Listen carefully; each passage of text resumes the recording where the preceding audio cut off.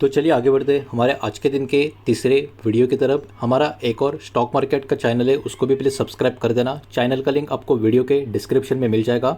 वहाँ पर भी डेली शेयर बाज़ार के वीडियोस हम आपके लिए पोस्ट करते रहते हैं। और इस चैनल पे इसके पहले भी 2 वीडियो हम पोस्ट कर चुके हैं। दोनों वीडियो अगर नहीं देखे तो चाहिए तो चैनल के वीडियो सेक्शन में जाकर उन दोनों वीडियोज़ को देख सकते हो। तो देखिए, हमारे कंट्री का एक बहुत ही बड़ा इंडस्ट्री आप सभी को पता ही है, इलेक्ट्रिकल व्हीकल का। और इसे बहुत सारे अलग अलग इंडस्ट्री से कनेक्टेड इकट्ठा होके इंडिया में जो ई कचरा यानी ई वेस्ट जो आता है, उसके बारे में एक बहुत ही बड़ी रियलिटी का रिपोर्ट अब सामने आकर निकल कर आ रहा है। और इस रिपोर्ट में छुपी हुई अपॉर्चुनिटी इतनी बड़ी है जितने का आप अंदाज़ा लगा भी नहीं सकते। ये अपॉर्चुनिटी है 51,000 करोड़ की। अब ये क्या है, पूरा का पूरा डेटा एकदम आसान भाषा में मैं सब कुछ आपके सामने एक एक रखने वाला हूँ। प्लीज़ वीडियो के साथ अंत तक बने रहे। तो देखिए, इंडिया क्या करता है, इंडिया जनरेट करता है millions of ton e waste का। हर साल की बात हो रही है, मतलब every year millions of ton e ई कचरा ई वेस्ट इंडिया जनरेट करने का काम करता है। 2030 तक कहीं ना कहीं ये आंकड़ा 14 मिलियन टन का हो जाएगा, ये कहीं ना कहीं यहाँ पर माना जा रहा है। अभी देखिए, अभी का जो रिसाइलिंग का कैपेसिटी है वो सिर्फ और सिर्फ 2 मिलियन टन का है। और हम ई वेस्ट कितना जनरेट कर रहे हैं हर साल, मिलियंस ऑफ टन में। और ये आंकड़ा 14 मिलियन टन तक जा सकता है 2030 तक, ये एक्सपेक्टेशन है। लो, गैप देखो कितना बड़ा है। अभी के टाइम सिर्फ और सिर्फ 2 मिलियन टन का जो कचरा है उसका रिसाइकलिंग हो रहा है, ई वेस्ट की यहाँ पर बात हो रही है। तो एक्चुअली अभी के टाइम पे इस इंडस्ट्री में एक बहुत ही बड़ा गैप है। मैसिव रिसोर्स हम कहीं ना कहीं यहाँ पर लॉस कर रहे हैं, ये बात हम सबको यहाँ पर समझ में आ जानी चाहिए। अब देखिए, आपको ई वेस्ट का वैल्यू कितना बड़ा है ये भी थोड़ा बहुत समझना पड़ेगा। अराउंड 33% का जो ई वेस्ट है वो क्या है, वो मेटल है। अब मेटल मतलब नॉर्मल मेटल नहीं, इसके अंदर gold, copper, aluminium, lithium, nickel और कोबाल्ट ऐसे बहुत सारे अलग अलग चीज़ें आपको देखने को मिलेगी जो मेटल्स मिनरल्स कैटेगरी में आते हुए हमको देखने को मिलती है। और इसका जो टोटल एस्टिमेटेड वैल्यू निकल के आ रहा है वो आ रहा है 51,000 करोड़ का। तो आप देख सकते हो इन मटेरियल का वैल्यू अपने आप में कितना ह्यूज आपको देखने को मिल रहा है, जिसका हमको एक्चुअली कोई फ़ायदा नहीं हो रहा है। हम ई वेस्ट यहाँ पर जो पैदा कर रहे हैं ये एक्चुअली हमको नुकसान करवा रहा है। तो इसके ऊपर कहीं ना कहीं काम करना होगा बहुत तेज़ी से। ये वाली चीज़ें भी इस रिपोर्ट के माध्यम से हमको यहाँ पर समझ में आ रही है। अब देखिए, ऐसा नहीं कि हम रिकवरी कर रहे नहीं है, हम रिकवरी कर रहे हैं, लेकिन प्रॉब्लम इसमें क्या क्या है ये थोड़ा बहुत आपको समझना होगा। अब देखिए, रिकवरेबल विथ करंट टेक्नोलॉजी, मतलब अभी के टाइम जो हमारा कंट्री टेक्नोलॉजी यूज़ कर रही है उसमें 30,600 करोड़ का रिकवरी हो रहा है, मतलब होना चाहिए। ये अभी का पूरा पर्टिकुलरली एक एस्टिमेशन है, लेकिन एक्चुअल रिकवरी कितना हो रहा है। इनफॉर्मल सेक्टर का रिकवरी हो रहा है 6,545 करोड़ का, और फॉर्मल सेक्टर का रिकवरी हो रहा है 2,805 करोड़ के आसपास का। जबकि कहीं ना कहीं करंट टेक्नोलॉजी से हम 30,600 करोड़ तक का रुपीज़ में रिकवरी कर सकते हैं, लेकिन उससे भी काफ़ी कम फॉर्मल एंड इनफॉर्मल सेक्टर से हम रिकवरी कर पा रहे हैं, जो बिल्कुल भी अच्छी बात नहीं है। मतलब देखिए, हमारा जो लॉस हो रहा है इस इंडस्ट्री में ई वेस्ट में कितना हो रहा है, टेक्नोलॉजी का लिमिटेशंस के कारण 21,250 करोड़ का लॉस हो रहा है, और सिस्टम का इनएफिशिएंसी के कारण 20,400 करोड़ का लॉस हो रहा है। तो मोर देन 40,000 करोड़ के ऊपर का लॉस हमारा इन कुछ चीज़ों की वजह से इस इंडस्ट्री में होता हुआ आपको नजर आएगा। अब देखिए, लिथियम आयन बैटरी जो है इसके वेस्ट की अगर हम बात करें, ये अभी के टाइम पे बहुत ही बड़ा चिंता का विषय यहाँ पर बना हुआ है। 2025 के हिसाब से डिमांड ग्रोथ की बात करें 29 गीगावाट के करीब का आपको देखने को मिलेगा, और 2035 तक ये नंबर 248 GWH तक जाता हुआ हमको नजर आएगा। तो देखिए, यहाँ पर जो लिथियम आयन बैटरी का जो वेस्ट है ये बहुत ही बड़ा फास्ट ग्रोइंग इशू बनता जा रहा है। ये वाली चीज़ भी यहाँ पर हमको ध्यान में रखनी होगी।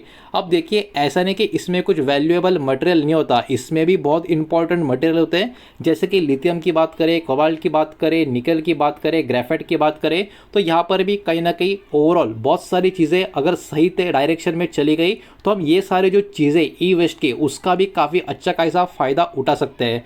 अब इसमें अपॉर्चुनिटी की बात करें, इससे देखो जो डिपेंडेंसी है हमारा इंपोर्ट का वो भी रिड्यूस हो सकता है, और डोमेस्टिक सप्लाई चेन को भी इससे बढ़ावा मिल सकता है। लेकिन अभी के टाइम पे सबसे बड़ी प्रॉब्लम यहाँ पर क्या क्या निकल कर आ रही है, अभी की जो पॉलिसीज़ यहाँ पे हमको देखने को मिल रही है वो कहीं ना कहीं ऑप्टिमाइज यहाँ पर बैटरी रिसाइकलिंग के लिए नज़र नहीं आ रही है। उसके अलावा LFP मतलब लो वैल्यू बैटरीज की बात करें LF की कैटेगरी की, वो कहीं ना कहीं इतने अट्रैक्टिव रिसाइकलर्स को नज़र नहीं आ रही। ये अभी के टाइम पे सबसे बड़ा एक पर्टिकुलरली प्रॉब्लम इस इंडस्ट्री में देखने को मिल रहा है। पॉलिसी और सिस्टम का गैप भी यहाँ पर हमको नज़र आ रहा है। फोकस ज़्यादा करके यहाँ पर कॉपर के ऊपर है, गोल्ड के ऊपर है, एल्यूमिनियम के ऊपर है, लेकिन सिर्फ इन तीन के ऊपर फोकस करके हम क्या कर रहे हैं, बाकी के जो अदर क्रिटिकल मिनरल्स है उनको यहाँ पर हम इग्नोर कर रहे हैं। इतना ही नहीं, हमारा ट्रैकिंग सिस्टम अभी भी ई वेस्ट कैटेगरी की बात करें अभी भी कमज़ोर बना हुआ है, बिकॉज यहाँ पर कोई भी प्रॉपर बैटरी कंपोजिशन का डिस्क्लोजर नहीं है। उसके अलावा जीएसटी सिस्टम यहाँ पर बिल्कुल भी लिंक नहीं है रिसाइकलिंग का जो डेटा है उसके साथ, और फेक या फिर मिसमैच रिसाइकलिंग क्लेम्स भी इसके वजह से पॉसिबल हो जाते हैं। तो ये भी अभी के टाइम पे बहुत सारे इश्यूज़ यहाँ पर देखने को मिल रहे हैं बिकॉज ऑफ पॉलिसी और जो सिस्टम गैप है उसके वजह से। अब आगे बढ़ते बात करते हैं इनफॉर्मल सेक्टर के रोल की। तो देखिए यहाँ पर एक बहुत ही बड़ा लार्ज पोर्शन ई वेस्ट का अभी भी हैंडल हो रहा है, लेकिन ये भी फुल्ली इंटीग्रेटेड ऑफिशियल सिस्टम में आपको नजर नहीं आएगा। और इसके पीछे के वही कारण है, रेगुलेशन में लैकिंग है, एनवायरमेंटल का खतरा बनता रहता है और डेटा का भी मिसमैच बहुत सारा होता है। तो ये भी इनफॉर्मल सेक्टर में बहुत सारी चीज़ें हमको देखने को मिल रही है। यहाँ पर पॉलिसी के रिलेटेड कुछ इंप्रूवमेंट्स के लिए सजेशंस भी आते हुए हमको देखने को मिल रहा है, जैसे कि एक्सपांड करें EPR को, मतलब जो एक्सटेंडेड प्रोड्यूसर रिस्पॉन्सिबिलिटी है उसको कहीं ना कहीं यहाँ पर एक्सपांड करना चाहिए। ये भी एक सजेशन आ रहा है। इंक्लूड करो और भी मटेरियल्स को, सिर्फ और सिर्फ गोल्ड के ऊपर फोकस मत करो, कॉपर के ऊपर फोकस मत करो, और जो मटेरियल्स है उनके ऊपर भी यहाँ पर फोकस होना चाहिए। बैटरी रिसाइकलिंग के लिए इंसेंटिव्स का यहाँ पर पर्टिकुलरली सजेशन दिया जा रहा है। GST का डेटा और रिसाइकलिंग वेरिफिकेशन को यहाँ पर कनेक्ट यानी लिंक किया जाए, ये वाला भी सजेशन यहाँ पर निकल कर आ रहा है, ताकि बीच में जो गलत चीज़ें होती है वो भी होने से बच जाए। उसके अलावा यूनिफाइड नेशनल EPR पोर्टल इसके लिए क्रिएट किया जाए, ये भी सजेशन यहाँ पर निकल कर आ रहा है। और overall informational sector into formal system का इंटीग्रेशन यहाँ पर होता हुआ देखने को मिले, तो ये कुछ सजेशंस भी यहाँ पर हमको देखने को मिल रहे हैं।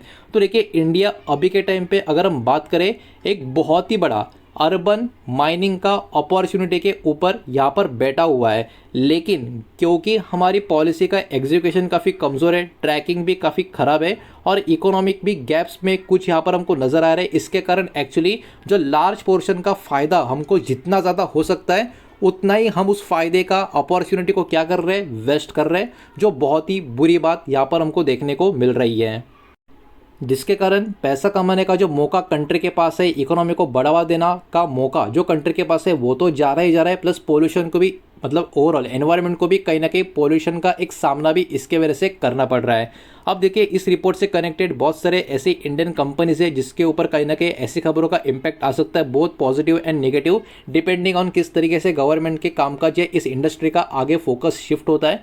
तो वे कुछ अलग अलग कंपनी होगी इस इंडस्ट्री की, उनके नाम मैं आपको एक एक करके यहाँ पर बताऊंगा, लेकिन किसी भी तरीके का बाय सेल का रिकमेंडेशन नहीं है, इन्वेस्टमेंट का एडवाइस नहीं है, ये बात ध्यान में रखें।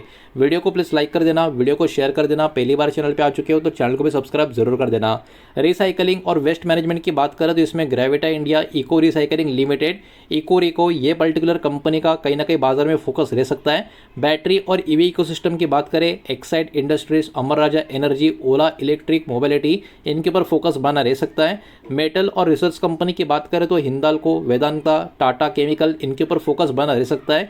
ईवी एंड ऑटो प्लेयर्स की बात करें इनडायरेक्ट इंपैक्ट की वजह से तो टाटा मोटर्स, M&M के ऊपर बाजार का फोकस बना रह सकता है। तो देखिए ये वाला जो इशू है, ये वाला जो रिपोर्ट है, मुझे अपने आप में काफ़ी एक इंपॉर्टेंट आप फैक्टर बोल सकते हो वो लगा, इसलिए मैं सारा डेटा आपके सामने यहाँ पर प्रेजेंट किया है। लेकिन सारा का सारा डेटा जो प्रेजेंट किया है वो सिर्फ और सिर्फ एजुकेशनल और इन्फॉर्मेशनल पर्पस के हिसाब से ये जो पब्लिकली अवेलेबल डेटा है, पॉलिसी के जो डिस्कशंस आते हैं वही मैंने आपके सामने यहाँ पर प्रेजेंट किया है।